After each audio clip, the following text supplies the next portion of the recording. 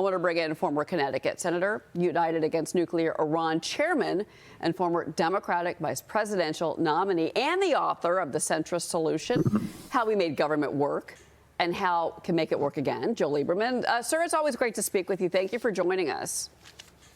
Thank you, Cheryl. Good morning to you. Good morning. You know, recently our friend Katie McFarland joined us, and she said that this is all building to we're going to have a ship and it's going to sink.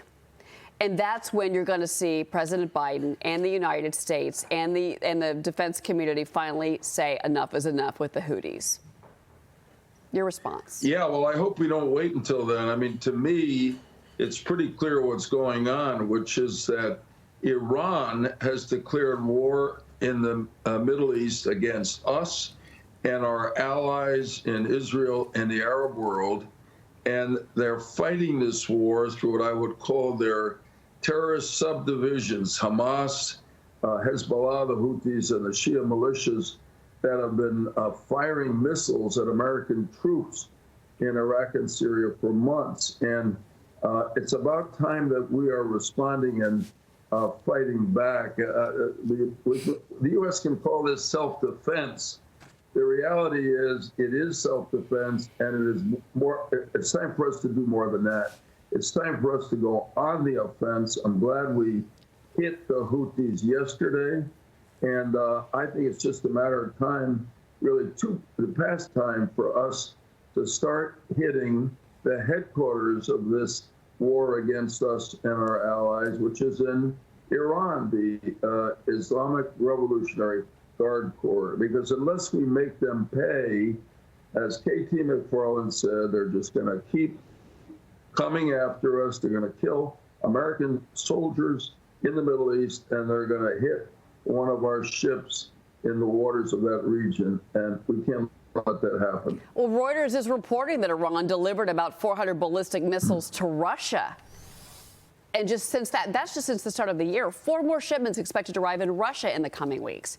And then you've got Ukraine facing ammunition air defense shortages. Republicans are vowing to block Ukraine aid if they don't get stricter border restrictions in these defense bills, Joe. But you've got a new op-ed about this in the Journal. And you're right, Europeans step up, but still need U.S. leadership. You're calling on Speaker Johnson to support this new $66 billion bipartisan Border Defending Democracies Act. And that includes Ukraine aid. Talk more about this. Right. No, I really think this is a turning point in history. Incidentally, you've got this really, I mean, President Bush, 43, a while ago used the term axis of evil. But really, there is an axis of evil in the world today, which is the coming together of Russia and Iran, and to some extent North Korea.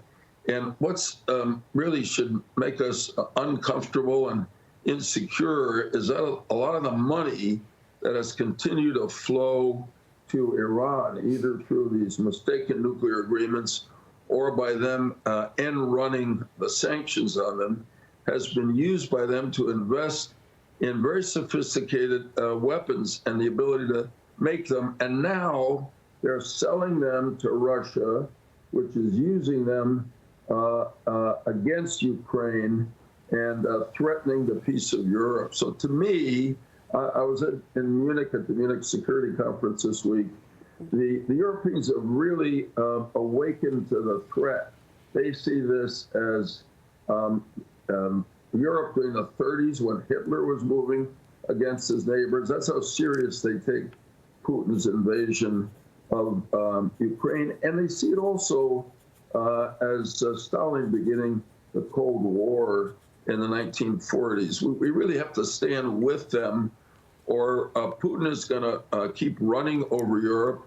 And if he can do that, the Chinese will begin to take aggressive action against us and our allies as well, and so will the Iranians. So I think it's really time for members of Congress in both parties to come together and do what's right for our security, which also affects our prosperity, and ultimately, because we're fighting a tyrant and tyrants, our freedom. This is a battle not just for territory, it's a battle of ideas. And as President Reagan articulated President Kennedy before him, this is all about freedom.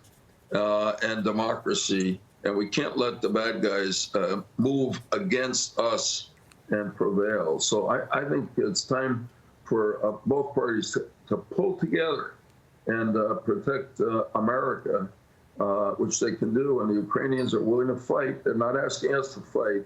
They just want weapons. Yeah. Joe Lieberman, it's great to see you this morning. It's a world on fire. We've said that before, and sadly it's true. And it's going to keep burning unless the U.S. shows leadership, because the Europeans have stepped up, and they're good partners, and together Putin and Iran can never defeat us. But we got to be together and pushing hard back against them.